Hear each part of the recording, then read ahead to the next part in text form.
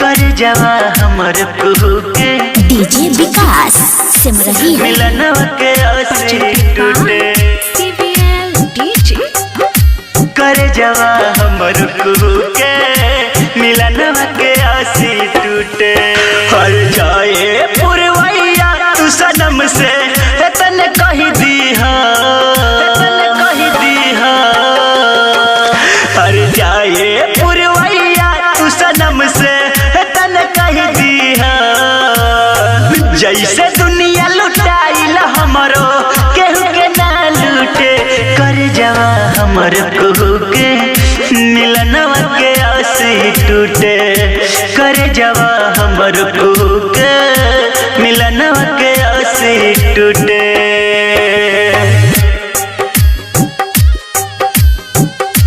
कर जवा हमर कुहू के डीजे विकास सिमरही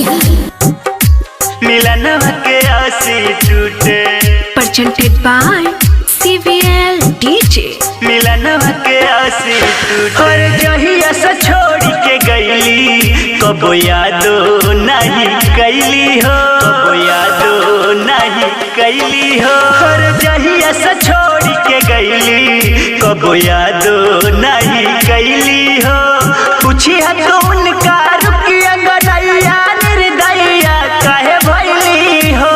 उनके याद में रोवे नया नवा जगल रहे न सुते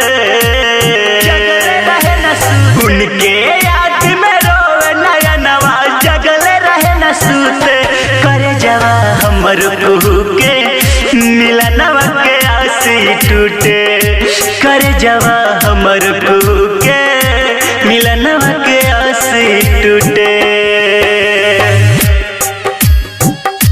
करे जवा हमर कुहू के डीजे विकास सिमरही मिलनवा के आसी टूटे presented by